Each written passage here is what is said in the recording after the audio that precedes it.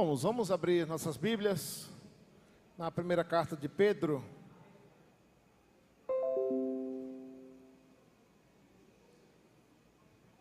Epístola de Pedro, capítulo 5.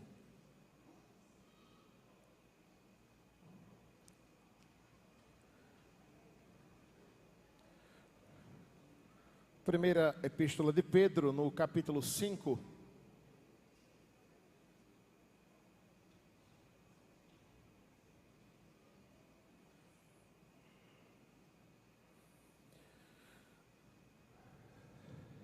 Vamos ler do verso 5 até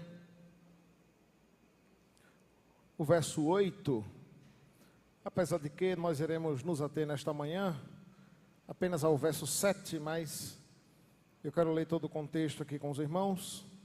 1 Pedro capítulo 5, do verso 5 ao 8, diz assim: Rogo igualmente aos jovens, sede submissos aos que são mais velhos, outros sim, no trato de uns com os outros, cingindo-vos de toda a humildade, porque Deus resiste aos soberbos, contudo aos humildes concede a graça.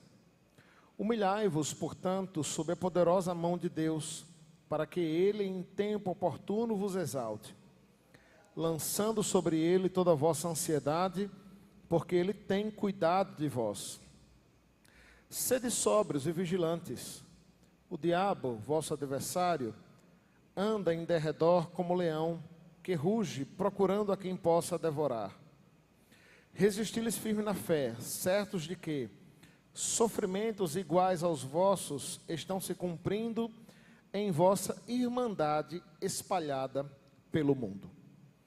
Irmãos, nesta manhã eu quero falar sobre a ansiedade, a constante tentação do coração.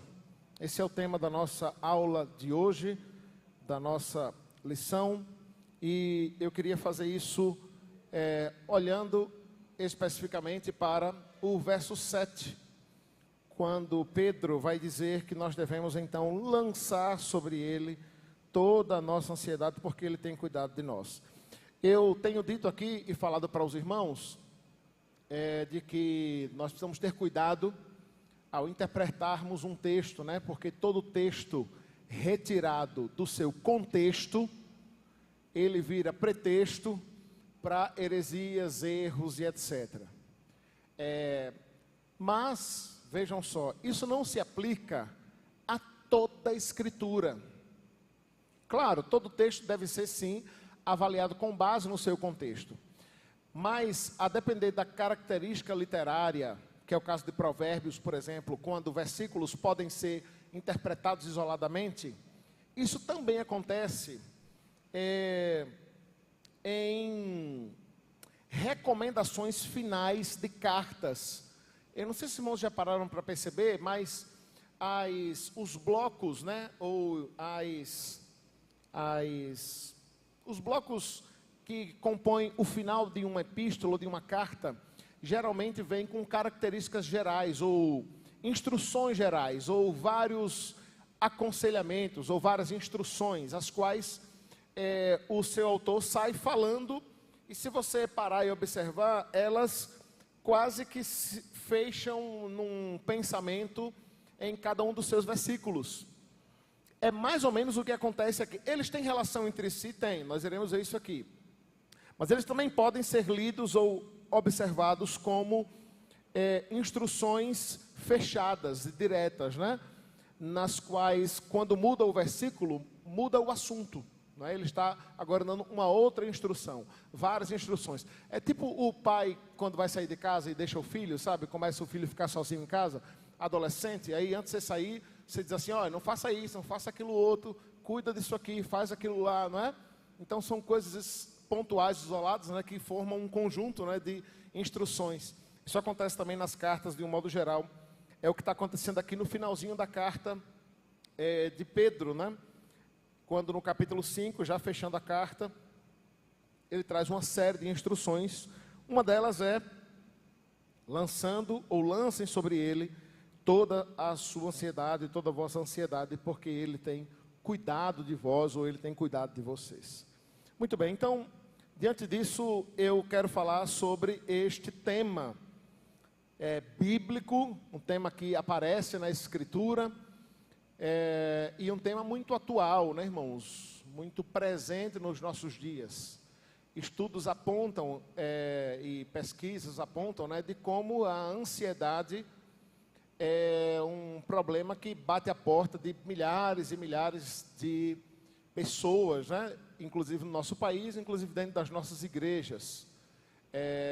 E quando paramos para olhar os números de uma ansiedade patológica, né, uma ansiedade que já envolve e que traz como consequência questões de saúde, né, sintomas físicos, né, quando, inclusive, por recomendação médica, vão ser receitados os chamados ansiolíticos, também esse número é muito grande, né?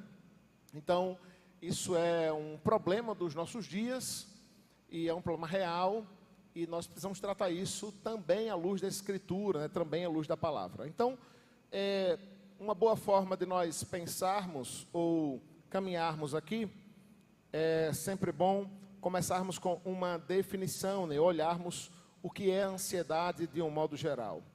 Olha só que interessante, lá no DSM-5, o DSM é o Manual de Diagnósticos Estatísticos de Transtornos Mentais. Vamos ver o que ele diz, o que é ansiedade? Olha só, ele diz que ansiedade, ou transtornos de ansiedade... antes, deixa eu só dizer aqui uma coisa. Todos nós lidamos em algum nível com preocupações, com medos, com sentimentos de angústia de algo que ainda não aconteceu.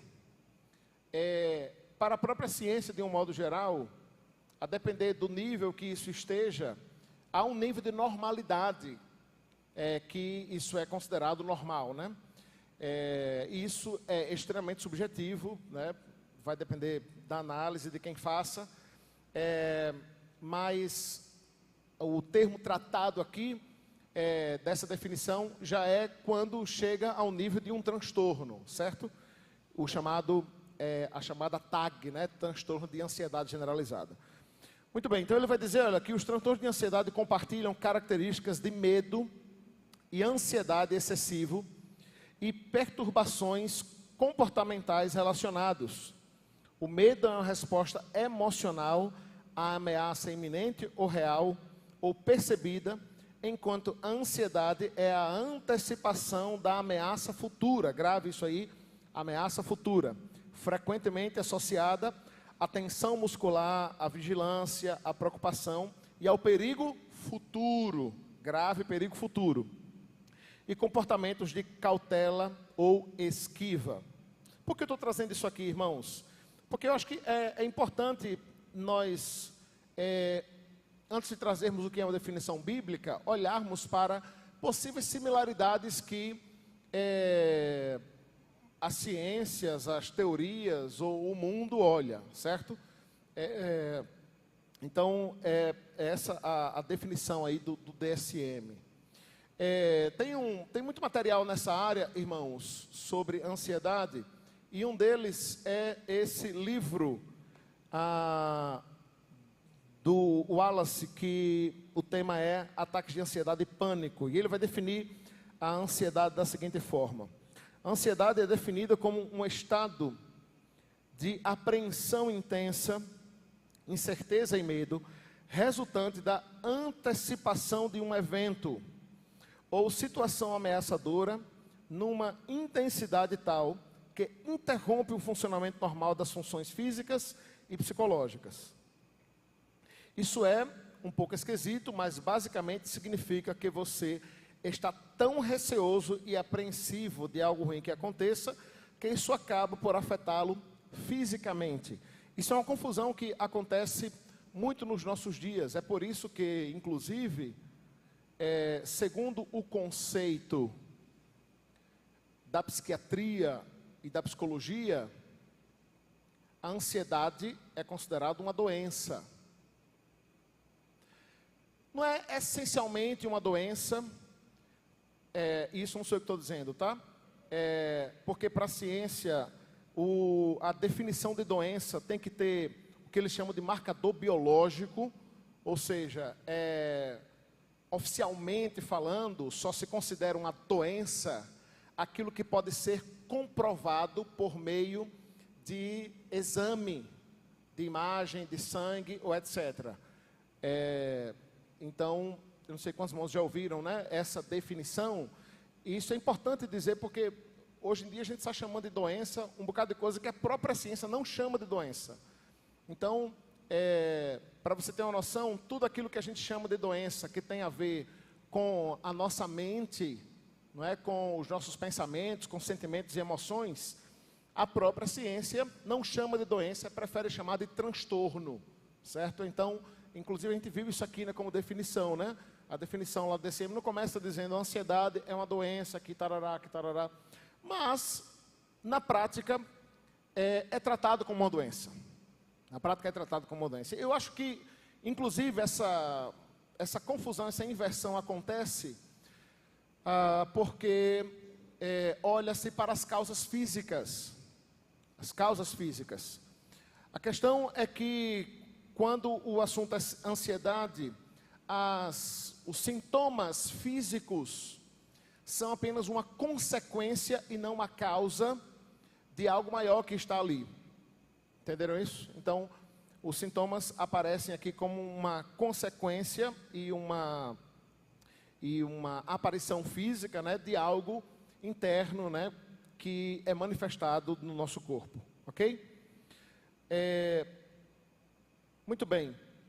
Vamos para algumas definições mais aqui, porque também nós podemos olhar para a ansiedade, aqui já é uma definição teológica, né, como uma perturbação de espírito causada pela incerteza e por receio.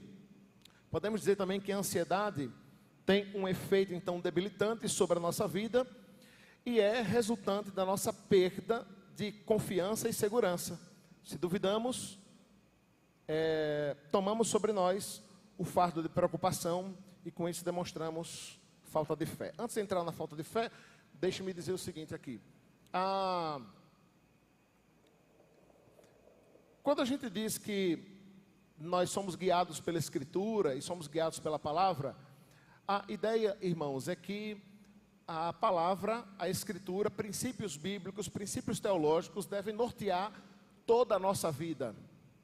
A Bíblia não é apenas um livro sobre teologia, sobre quem é Deus e quem é o homem.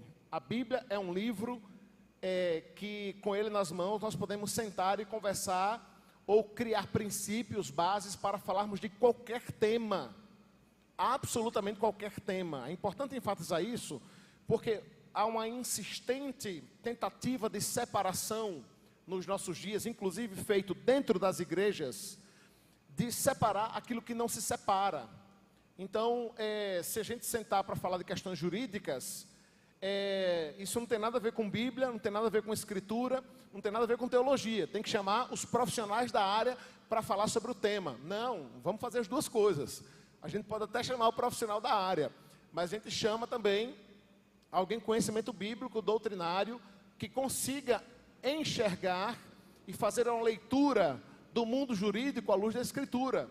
Isso vale para tudo, irmãos, para tudo, né? Eu gosto de dizer que de física quântica à culinária, de pintura à arquitetura, de política à economia, a gente faz com a Escritura nas mãos, a gente faz com a palavra nas mãos. A ideia é que a palavra deve ser o nosso norte. Com isso, nós não estamos negando, nem negamos como tentam sugerir alguns, nós não estamos negando o modo como Deus se revelou e se revela através da sua graça comum por meio das ciências. Deus se revela dando conhecimento ao homem nas mais variadas áreas, certo? Para trazer conhecimento para a humanidade, para nós de um modo geral. Então, nós olhamos para o que as ciências e os estudos e as pesquisas dizem, mas nós precisamos fazer isso, irmãos, sempre. Grave isso. Se você sair daqui com esse conceito hoje na sua cabeça, eu já saio feliz. A gente tem que pegar tudo isso que o mundo diz acerca de tudo, irmãos, acerca de tudo. Então, por exemplo, quando aparece alguém lá na televisão falando acerca de aquecimento global e os conceitos por trás do aquecimento global, ou falando sobre depressão e como isso acontece e temos lidado com isso, ou falando sobre criação de filhos, ou sobre política, ou sobre arquitetura, ou sobre matemática, nós precisamos ouvir estas coisas para aqueles que estudam e trabalham na área, ouvir e trabalhar na área, passando por um grande filtro, uma grande peneira, que é a Escritura, que é a palavra. Em algumas áreas do conhecimento humano, muita coisa vai ficar ali, na peneira, não passa, porque não presta, é descartável, é equivocado, é irreal, não é a verdade. Em outras áreas não, em outras áreas, e não existe área neutra, mas em outras áreas, a coisa vai fluir de modo mais rápido, né, digamos assim. Por que eu estou dizendo isso aqui? Porque, olha só, para todos aqueles que estudam, não é, sobre o tema ansiedade, há uma concordância, inclusive da Escritura também, aliás, todos eles concordam com a Escritura, de que a ansiedade é caracterizada basicamente pelo sentimento de angústia, sofrimento, apreensão, medo ou preocupação por algo que ainda não aconteceu. Não aconteceu. Todas as definições vão apontar para isso, para uma espécie de apreensão que traz sofrimento ao nosso coração, que aperta o nosso coração, que perturba a nossa mente, e tudo isso relacionado com aquilo que ainda não aconteceu. Nesse sentido, né, a gente sabe que ninguém fica ansioso pelo que já passou, né? Ninguém fica ansioso pelo ontem. A ansiedade tem sempre relação com o amanhã, com aquilo que ainda não veio, com aquilo que ainda não aconteceu. E por que nós ficamos assim? Por que ficamos assim? Bem, sob a perspectiva naturalista, sobre a perspectiva da ciência, isso tem algumas explicações. Uma delas tem relação com uma teoria, eu volto a dizer, uma teoria, é só, se você quiser pesquisar mais a fundo, você pode fazer isso, você vai ver.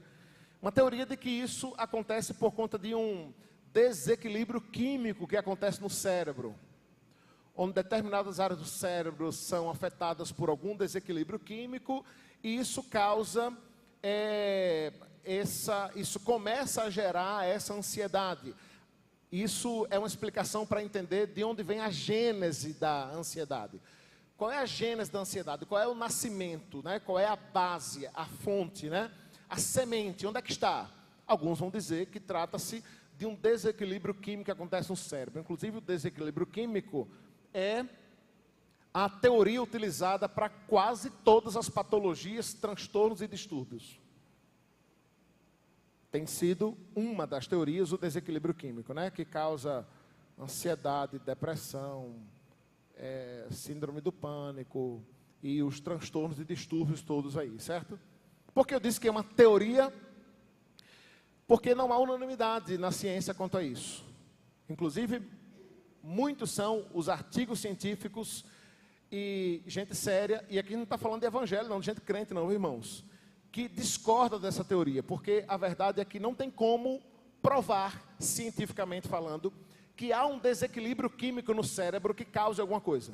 Você sabia disso? Então fique sabendo, não tem como provar. Como é que prova que a depressão de alguém foi causada por algo físico que aconteceu no cérebro dela? Tem como provar isso? Não tem. Porque não tem exame para isso. Não tem um exame que consiga se fazer e se provar que aquilo acontece, que aconteceu por conta daquilo. Então, é uma teoria, é uma possibilidade, certo? Para outros, talvez de uma linha mais freudiana, isso a gênese disso, o nascimento disso, pode ter relação com traumas do passado, com algo que aconteceu no passado, ou com traumas do tempo presente, que aquilo trouxe uma insegurança, então aquilo sempre vem à tona, então gera sempre esse sentimento, essa expectativa de ansiedade, de insegurança, etc. e tal, certo? Outros vão dizer que isso pode ter relação com o meio no qual o indivíduo vive. A pessoa viveu, o que também tem relação com traumas, né? A pessoa vive no meio no qual ela, sofreu dificuldades, lutas, tribulações, abusos, violência, então aquilo gerou essa característica de insegurança constante o tempo todo, então o que tornou essa pessoa uma pessoa ansiosa, uma pessoa preocupada, uma pessoa, né, que lida com os medos constantemente. Para a Escritura, para a teologia, olhando para o que a Bíblia revela para nós, ela vai mostrar e dizer que Deus nos deu algumas características as quais Ele tem. É o que a teologia chama de atributos comunicáveis de Deus. Nesses atributos comunicáveis de Deus, o Senhor concedeu a nós algumas de suas características, como amor, fidelidade, bondade, misericórdia, né? Alegria. Mas algumas outras ele não compartilhou, inclusive é nesse sentido que nós somos feitos em imagem e semelhança de Deus. Não é? Imagem e semelhança de Deus, há uma certa unanimidade entre os teólogos, não tem nada a ver com aparência física, não é? Não tem a ver com aparência física, mas a imagem e semelhança de Deus enquanto atributos, características de Deus, né? Que Deus tem e que nós também temos, né? E demonstramos uns para com os outros. Dentre esses atributos de Deus, características de Deus, algumas Ele não concedeu a nós. Uma delas é a onisciência. É a capacidade de Deus de saber de todas as coisas, de ter o conhecimento de todas as coisas. Para Ele não existe passado, presente ou futuro, né? Ele tem o conhecimento de tudo e de todas as coisas. Ele não deu isso a nós, Ele não compartilhou isso conosco. E uma das consequências de Deus não compartilhar isso conosco, olhando pelo lado benéfico ou bom, né? É que isso nos torna totalmente dependentes dEle. Totalmente dependentes dEle. Por mais que enquanto humanidade, em pleno século XXI, nós alcancemos altos níveis de desenvolvimento e de evolução e de pesquisas e de crescimento, no máximo o que a gente consegue é fazer uma previsão de algo que vai acontecer. Uma previsão que nada mais é do que uma tentativa desesperada, né, também, de nos assegurarmos para termos controle de algo que nós não temos, que é o futuro, o amanhã. Então, o que é a ansiedade, a preocupação ou medo? Que inclusive, tanto para a ciência quanto à luz da Escritura, são palavras muito similares, né? Apesar de terem algumas características distintas, medo, ansiedade e preocupação têm relação sempre com o amanhã. Ninguém fica com medo, ansioso ou preocupado pelo que já passou, mas sempre tem relação com aquilo que não aconteceu ainda. Então, diante daquilo que está para acontecer e não aconteceu ainda, você tem duas opções. E é assim que age todo ser humano, ou de um modo ou de outro. Ou você descansa, no caso do crente, em Deus, sabendo que Ele tem cuidado de nós, o amanhã e o futuro pertence a Ele, e eu devo olhar apenas para o que eu tenho hoje, que é o agora. Ou eu vivo, eu ando, eu permaneço com este sentimento de angústia por não ter algo que nós queríamos ter, que é o controle. O controle. Digamos que você, por uma semana, tivesse a capacidade de saber absolutamente tudo o que vai acontecer na sua vida, naquela semana. Certo? Naquela semana. Você sabe exatamente tudo o que vai acontecer. De algum modo, Deus compartilha com você só por uma semana a onisciência, você passa a saber todas as coisas. é provável que você tivesse outros sentimentos no seu coração, menos a ansiedade, menos a preocupação. Porque não tem como você se preocupar com algo que você já sabe que vai acontecer.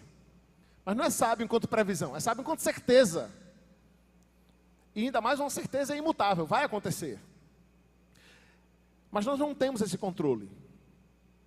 Tiago, na sua epístola, diz numa parábola, numa história de homens que estavam saindo para vender e comprar e ter lucro. E ele diz: rapaz, vocês não sabem o que vai acontecer amanhã. Ninguém sabe o que vai acontecer amanhã.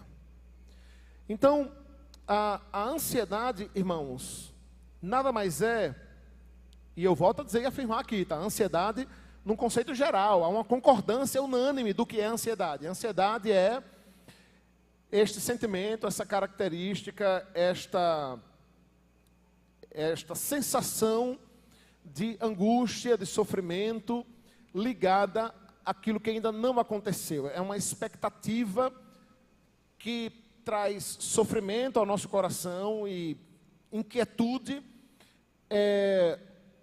tomada pelo medo e pela preocupação daquilo que ainda não veio, né? Daquilo que ainda não aconteceu. E isso, muitas vezes, inclusive, trazendo consequências físicas, né, para nós.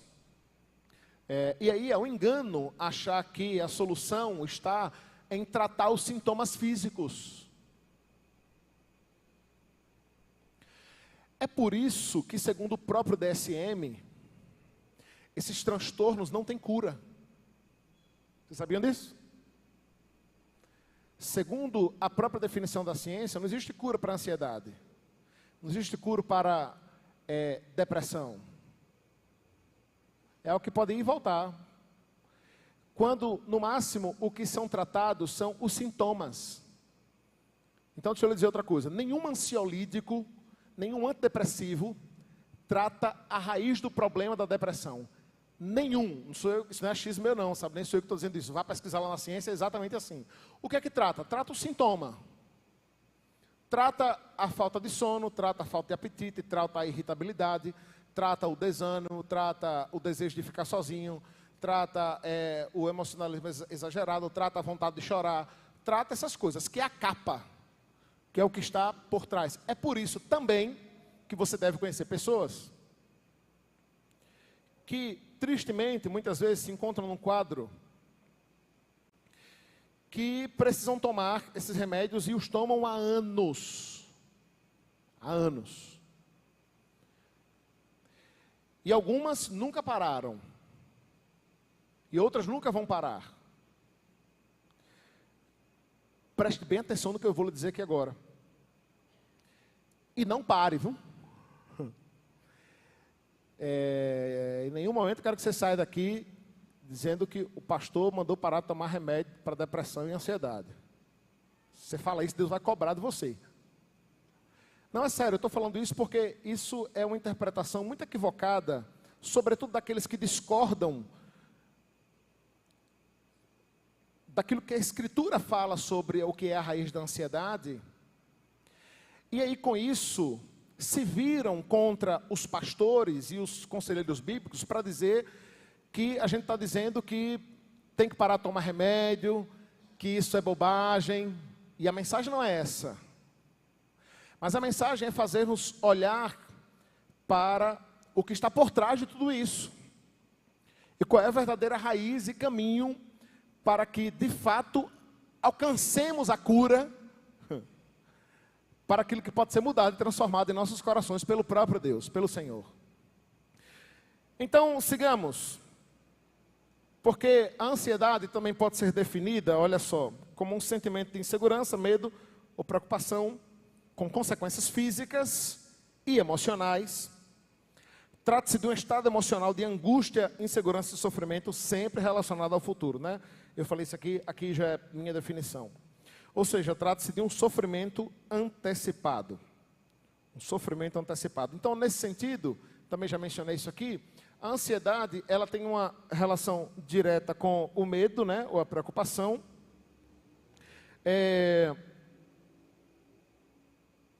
Tudo isso ligado à falta de conhecimento e controle do futuro. A falta de conhecimento e controle do futuro. Nós queremos ter o controle. Olha só, quer ver uma coisa? Quando Jesus disse lá em Mateus, não andeis ansiosos por coisa alguma, o contexto ali é um contexto onde as pessoas queriam ter o controle. O controle de quê? Dos seus bens, das suas riquezas, das suas posses, para prover o amanhã, colocando a confiança na segurança do amanhã, na poupança, na conta bancária. E aí Deus vai dizer, olha, não andeis ansiosos.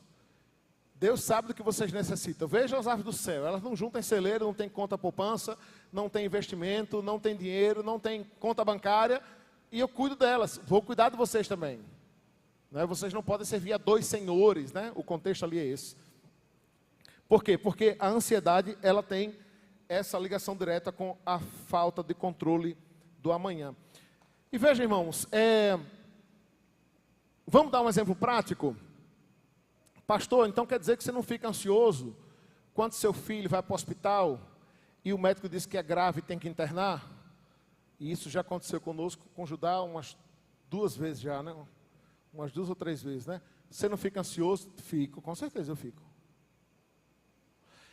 O problema dos nossos dias, irmãos, é que o crente admite que fica ansioso e quer tratar isso como normal e negar que trata-se de um pecado. Esse dia eu estava conversando com uma pessoa e a pessoa diz, não, pastor, mas não tem como não ficar ansioso não. Eu digo, opa, peraí. Não. Tem como sim. Tem como sim. Tem como não ficar. Ei, preste bem atenção. Tem como não andar ansioso. É possível viver uma realidade onde a ansiedade não é uma característica sua. É possível. É bíblico. Cristo nos deu exemplo. Alguns dos apóstolos nos deram exemplo. Paulo, por exemplo, né, quando Paulo diz aprendi a viver contente em toda e qualquer situação, aquilo também é sobre a preocupação, a ansiedade e o controle do amanhã. Ele está dizendo, olha, rapaz, mas pode ser que amanhã eu passe fome. Não estou nem aí. Se for, a gente passa fome. Se for para ter muita comida, a gente tem também. E glorificado seja o nome do Senhor por isso. Tudo posso naquele que me fortalece. Não é isso? Tudo posso naquele que me fortalece. Eu já dei o exemplo aqui, né, da irmã Marinês, né, que eu fui visitar, que estava à beira da morte. E como se dita a receita de um bolo, ela escolheu os hinos que iam ser cantados no funeral dela. E 1 semana depois eu voltei para fazer o enterro dela. Tranquilidade. É possível isso ser alcançado, ser experimentado, né? Então, não estamos falando de algo fácil aqui, sabe? Eu não quero apresentar aqui uma teoria e uma doutrina como se, olha, está condenado e disciplinado quem tiver ansiedade ou ficar ansioso. Então, marca aí uma disciplina coletiva, não é? Inclusive do pastor e dos presbíteros que vão disciplinar também, que está todo mundo disciplinado. A ansiedade, irmãos, é como uma erva daninha que cresce no nosso coração todo o tempo, em todo momento. Porque a gente quer ter controle sobre o futuro. Eu quero ter controle, irmãos. Você quer ter controle sobre o amanhã. Eu gostaria de ter controle sobre os meus filhos, com quem eles vão andar, com quem eles vão se relacionar, os lugares que eles vão seguir, as decisões que eles vão tomar. Eu queria ter o controle, mas eu não tenho. Quem tem? Deus. Então eu tenho 2 opções. Ou eu vivo angustiado, ansioso, amedrontado, com meu coração tomado de preocupação com o que vai acontecer com os meus filhos, com o futuro deles, ou entrego isso ao Senhor e descanso nele. E faço a minha parte no que se refere a educá-lo, admoestá-lo, guiá-lo, instruí-lo. Eu não tenho controle sobre o que vai acontecer com minha saúde amanhã. Se vai bater a minha porta uma doença terminal, incurável ou não. Não tenho controle disso. E se acontecer, eu também não tenho controle se eu vou ser curado ou se Deus vai me levar. E eu também tenho 2 opções diante disso. Eu entrego o meu futuro, a minha vida, e o controle da minha vida, o qual eu não tenho, nas mãos do Senhor. Ou eu vivo angustiado, sobrecarregado. E isso, irmãos, a ansiedade, a preocupação, a tristeza profunda, ela é como uma areia movediça, sabe? Que se você não buscar a verdadeira ajuda que pode te tirar desse buraco, você só vai afundar cada vez mais. E eu não tenho receio nenhum de dizer que a verdadeira ajuda para você sair desse buraco não está na terapia. Não estão nos remédios. Isso pode ajudar, pastor? Eu acho que pode. Mas não resolve o problema. Não soluciona, irmãos. Eu tenho usado uma ilustração que eu acho que é propícia para dizer que em muitos casos, na maioria deles, casos ligados à depressão, à crise de ansiedade, à crise de pânico, o remédio, ele funciona como um analgésico. Eu tenho uma condropatia patelar de nível 2 no meu joelho direito. É um desgaste na cartilagem. Cartilagem não se renova, você sabe disso, né? Só vai gastando cada vez mais, né? E às vezes dói muito o joelho, né? E aí você vai lá e toma um anti-inflamatório, né? Ou um antibiótico, sei lá. Não, é anti-inflamatório mesmo, né? Você toma um anti-inflamatório. E se o anti-inflamatório for forte, rapaz, você sobe uma montanha, você faz uma maratona. O joelho não dói, mas nem a pau, é assim ou não é? Mas resolveu o problema do joelho? Não, resolveu não. A lesão continua lá. A lesão continua lá.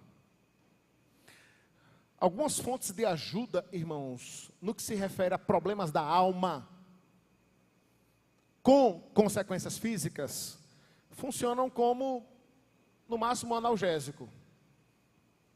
Elas resolvem um problema temporariamente, mas não definitivamente. Porque quando se trata de problemas da alma, só o Senhor pode resolvê-los, só o Senhor pode solucioná-los.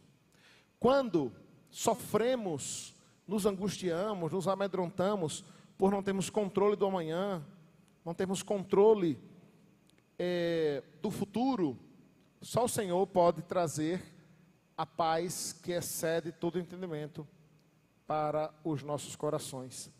Então, a mensagem é: pare de cuidar de si mesmo e descanse no único que pode cuidar de você. Pare de cuidar de si mesmo e descanse no único que pode cuidar de você. Então, e veja só que interessante, né? Porque apesar de eu ter dito aqui aos irmãos aqui trata-se de várias instruções, né? Ou de vários mandamentos, né? Vários conselhos de Pedro. Olha só que interessante o verso que está imediatamente antes do verso 7. Verso 6. Humilhai-vos, portanto, sob a poderosa mão de Deus, para que Ele, em tempo oportuno, vos exalte. A triste, dura e difícil verdade, irmãos, por trás de um coração ansioso, em muitos casos, não em todos, é o orgulho, é a soberba,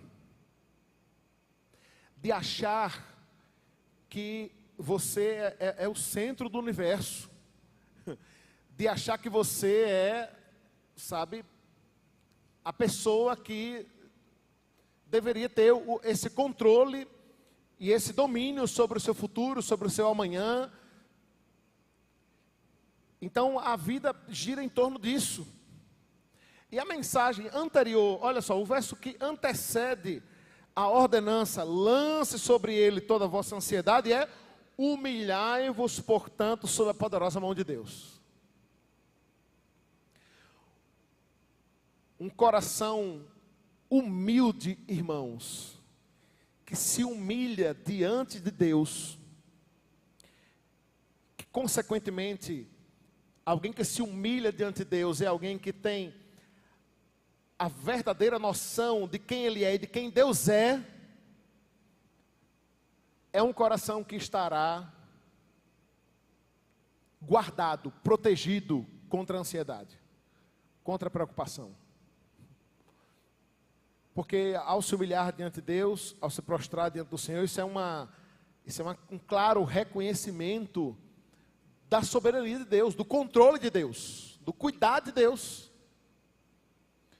Então, é ilógico, é irracional deixar que o meu coração, que a minha mente, que os meus pensamentos sejam tomados de preocupação, de medo, de ansiedade, e que trazem angústia, que me paralisam, que trazem consequências físicas, as mais comuns: insônia, problemas de pele, problemas gastrointestinais. E olha o verso 8, que vem depois, né, da ordenança, lançando sobre ele toda a vossa ansiedade. Sede vigilantes, pois o diabo, vosso adversário, anda em derredor como leão que ruge, procurando alguém para devorar. Procurando alguém para devorar. Vamos destrinchar um pouco aqui o verso 7, porque a ideia de lançar sobre ele toda a nossa ansiedade, olha só, lá no grego, o verbo que aparece lá especificamente para lançar, aponta a ideia, tem um verbo no grego que aponta para uma ação definitiva, uma ação acabada. Conseguem compreender isso? Porque tem ação que é uma ação contínua, não é isso? Uma ação contínua, e tem ações que são ações pontuais, né?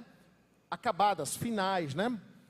Como, por exemplo, a ideia por trás do conceito de que Cristo morreu por nós. Ele não está morrendo por nós, né? Numa ação contínua, não. Ele morreu, é uma ação pontual, definitiva. Diferente do seu amor, ele nos ama, é uma ação contínua, né? Não é que ele amou no passado e não ama mais. Ele amou no passado, ama no presente, amará no futuro. A ação aqui de lançar sobre ele é uma ação definitiva, lá do grego. Lance sobre ele, coloque tudo sobre ele, sobre os pés dele. Não fique com nada dessa preocupação. Derrame aos pés dele, lance fora, definitivamente, sobre ele, toda a sua ansiedade. Ansiedade tem a ver com os cuidados, né? Com as preocupações. Mas eu gosto da ideia de cuidado, né? Porque se não andeis ansiosos com o dia de amanhã, a ideia é justamente isso. Olha, não tente cuidar do que vem amanhã. Tente cuidar do que é hoje. Você já deve ter passado por o seguinte constrangimento diante de Deus, né? Você fica preocupado, passa a noite sem dormir, se angustia, chora, não é? Fica deprimido por algo que vai acontecer. Chegando lá, o que é que acontece? Não acontece. Não acontece. Eu espero que você saia correndo para o seu quarto para se ajoelhar e pedir perdão a Deus. Senhor, me perdoa. Porque eu fui um tonto. Eu fui um tolo. Perdi meu tempo só, me angustiei, chorei, me desesperei, perdi sono, briguei. E serviu para quê? Para nada. Não, serviu para nada não. Serviu para trazer consequências ruins para você e para a sua vida. É por isso, irmãos, que Jesus também vai dizer, olha, se preocupe com o hoje, basta a cada dia o seu próprio mal. Porque a gente já tem os problemas para resolver hoje, né? Os problemas de hoje para resolver hoje. Os de amanhã, deixa para resolver amanhã. É esse, inclusive, o princípio também por trás, né? Lembram lá, quando Deus disse o povo, né, para colher o maná, na sexta-feira, né, o povo podia colher dobrado, não era isso? Para não ter colher no sábado, mas nos demais dias, era para pegar quanto? Lembram disso? O povo reclamando, não tinha comida, Deus manda maná, só que Deus dá uma ordem, olha só, não é para sair e fazer a feira do mês, não é para fazer a feira do mês, eu vou mandar todo dia. Todo dia, estão entendendo? Povo, está entendendo? Povo, sim, não, está me entendendo. Todo dia eu vou mandar. Então, se eu vou mandar todo dia, né? Tem gente que, eu não sei aqui, né? Mas eu morava em São Paulo e eu ficava impressionado. Às vezes, o cara chegava na padaria e dizia, vê 2 pães. Eu digo, meu Deus, quem é que compra 2 pães, né? É gente que tem o costume de ir na padaria todos os dias, não é isso? Todo dia, por quê? Porque ele quer pão novo, né? Eu não tenho essa paciência, eu compro logo 10. Né, meu amor? E lá a gente gosta de pão, misericórdia. Que coisa boa é pão, né? Aí eu compro logo uns 10 para não ter que ir no outro. Mas tem gente que não, né? Vai na padaria todo dia. É mais ou menos isso que eu estou dizendo. Olha, todo dia eu vou estar aqui para trazer o maná. Então, se eu vou estar aqui todo dia, você vai pegar só o de hoje. Qual o princípio por trás disso, irmãos? Já pararam para pensar nisso? O que é que Deus queria ensinar com o povo com essa lição? Porque Deus podia dizer, né? Olha, pega aí o de 30 dias, daqui a 30 dias eu volto de novo. Deus podia fazer isso? Podia fazer. Qual era a estratégia de Deus por trás disso aí? Quem me ajuda?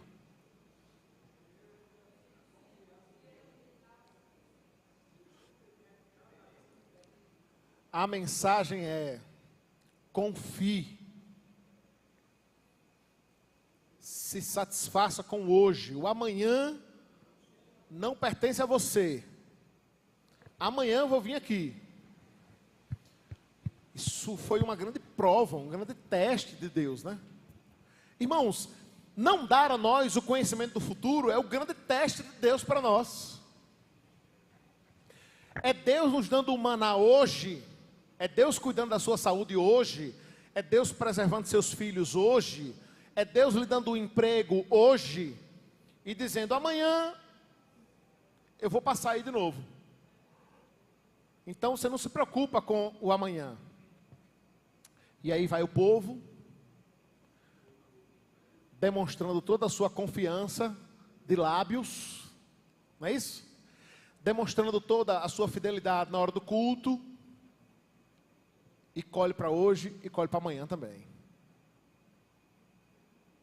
Colhe para hoje e colhe para amanhã também. E aí, hoje, as pessoas querem colher o maná de hoje, de amanhã e de depois. E o nome que se dá a isso é doença. É transtorno. O nome disso, irmãos, é fragilidade da nossa confiança no Senhor. O nome de fragilidade na nossa fé no Deus que nos dá hoje e vai nos dar amanhã também. O nome disso é preocupação, é cuidado, é um cuidado exagerado com algo que só Deus cuida, e não nós, ou que só Deus deveria cuidar, né? E não nós. Muito bem.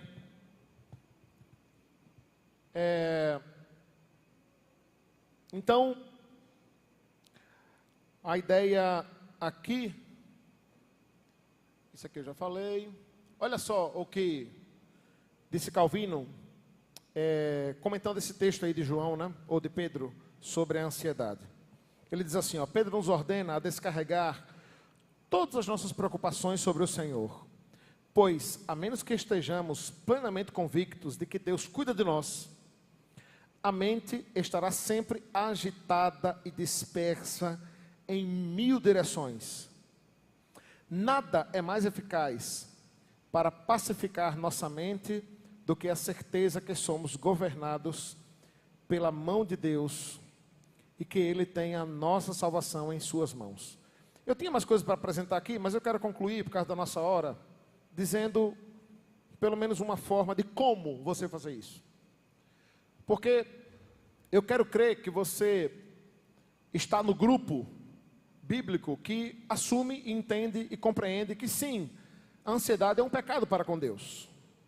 Porque aponta para uma fragilidade na confiança, na fé e na certeza que temos nele. Com isso, nós não estamos dizendo que você não é crente porque está ansioso. Que é um outro equívoco exagerado que alguns partem, né? Quando alguém ouve a palavra ansiedade relacionada a pecado, logo pensa, está dizendo que eu não sou crente. Não, eu estou dizendo que você é um crente instável, falho, como todos os outros. É isso que a gente está dizendo, é isso que a Escritura está dizendo. É um crente que está em processo de aperfeiçoamento, de santificação, de desenvolvimento, de crescimento na fé. Se você está nesse estágio no qual você assume e admite e entende isso, deixe-me dar uma das dicas bíblicas de como fazer isso. Inclusive, é um pouco do que Calvino está tratando aqui, né? Quando ele fala, olha só, Calvino introduziu algo aqui interessante, né? Quando ele diz, olha, pois a menos que estejamos plenamente convictos de que Deus cuida de nós, a mente estará sempre agitada e dispersa em 1000 distrações. A ansiedade, irmãos, é algo que vem para, de fato, atormentar a nossa mente, os nossos pensamentos. E, biblicamente falando, nós precisamos compreender que Deus nos deu domínio próprio para controlar os nossos impulsos, todos eles, inclusive os nossos pensamentos. É por isso que o apóstolo Paulo, escrevendo aos Filipenses, quando vai falar também sobre a ansiedade, ele diz, tudo que é respeitável, amável, de boa fama, que tenha louvor, que tenha glória, seja isso que ocupe o vosso pensamento. Alguém que sofre de ansiedade, que luta contra a ansiedade, é alguém que precisa aprender e encontrar armas bíblicas para controlar seus pensamentos. E como é que se controla pensamento? É com meditação? É com pensamento positivo? É com terapia? Se controla pensamento, irmãos, em primeiro lugar, como disse o apóstolo Paulo em Filipenses, enchendo a nossa mente e o nosso coração com a palavra de Deus. Quero trazer à memória aquilo que me pode dar esperança. Guarda a tua palavra no meu coração. O coração ali é o centro de quem você é. Coração ali pode ser mente também. Guarda a tua palavra no meu coração para não pecar contra ti. É a ideia de alguém que sempre traz à mente, sempre tem trazido à mente a palavra de Deus, a Escritura, aquilo que pode dar esperança. Uma excelente, então, forma de começar a lidar com isso é pedir graça a Deus para lidar e controlar os seus pensamentos. Sim, é possível controlar os seus pensamentos e os caminhos, os rumos pelos quais vai a sua mente quando você deita na cama e põe a cabeça no travesseiro. Cabe a você escolher se os seus pensamentos serão tomados pela preocupação, pelas contas para pagar, pelas incertezas do amanhã, pelos medos em relação ao futuro, ou se você começa a trazer à sua mente o bom pastor, que continua cuidando das ovelhas, o Deus que é dono do amanhã e que diz que nós não devemos temer, que devemos ser corajosos, que estaria conosco em todo o tempo, em todo momento. Consegue compreender isso, irmãos? Precisamos controlar os pensamentos que tentam invadir a nossa mente e o nosso coração e que muitas vezes nos traz angústia. É por isso que você precisa estar próximo da palavra, próximo da Escritura, fazer da leitura da palavra algo constante, algo diário. É por isso que é importante o convívio dos santos com outros irmãos, que possa te animar nesse sentido, porque de fato existem determinados níveis que algumas pessoas se encontram, que eu não tenho dúvida que elas não conseguem sair de lá sozinhas. E eu não quero ser simplista nem simplório aqui, como alguns tentam dizer, que porque para os crentes, para lidar com ansiedade e depressão, é só orar e ler a Bíblia. Não, não é simplório desse modo, pejorativo como muitas vezes é posto. Tem gente que vai precisar caminhar com outro, vai precisar de ajuda mesmo. Vai precisar de oração, vai precisar de gente que vai lá ler a Bíblia com ele, arrancar ele de casa para vir para a igreja, mandar mensagem durante a semana, ligar, chorar junto. Porque está num nível tão profundo de angústia, de tristeza, de sofrimento, que não consegue sair de lá sozinho. É por isso a importância da igreja, do corpo. Lembram disso? Como isso está relacionado com a ideia do amor uns para com os outros. É por isso que nós precisamos uns dos outros. É por isso que nós somos um rebanho. E a ovelha precisa do rebanho. Eu já falei aqui, né? A força e a defesa da ovelha não está nas garras que ela não tem, na velocidade que ela não possui, nem nas presas que ela não tem também. Está no rebanho, é o rebanho que a protege. Nós precisamos uns dos outros. É por isso que nesse sentido, todos nós somos conselheiros bíblicos. Todos nós devemos ser conselheiros, aconselhar uns aos outros. Isso é papel de cada um de nós. Olharmos para os lados, percebermos, porque uma das características, né, de alguém que começa a ser tomado pela tristeza, pelo medo, pela preocupação, é o isolamento. Logo a pessoa some, sai da igreja, desaparece, está aqui, mas não está.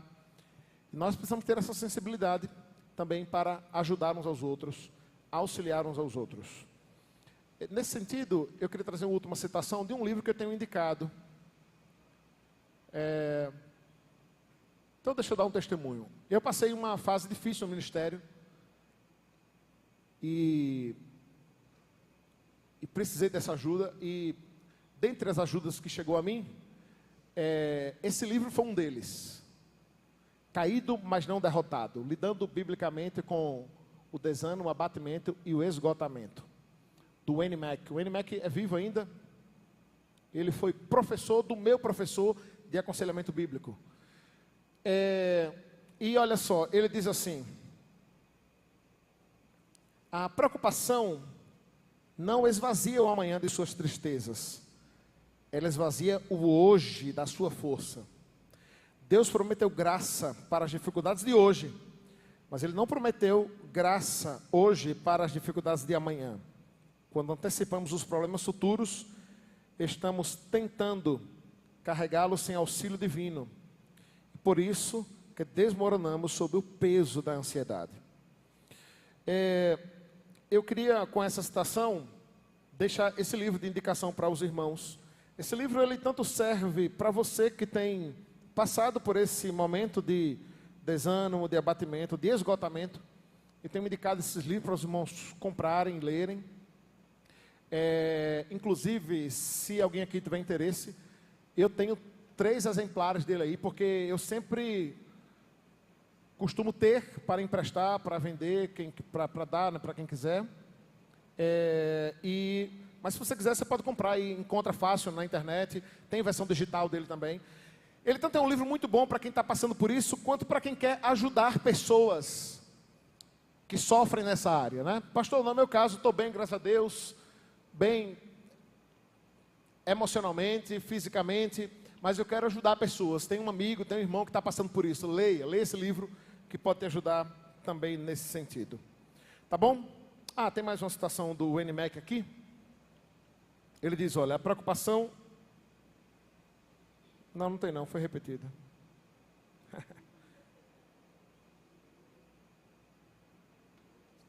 É o mesmo. Muito bem.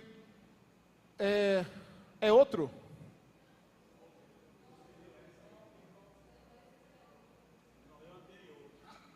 Tá. É porque o começo é parecido. Aí eu achei que eu tinha repetido. Sim. Volta aí, Tiago.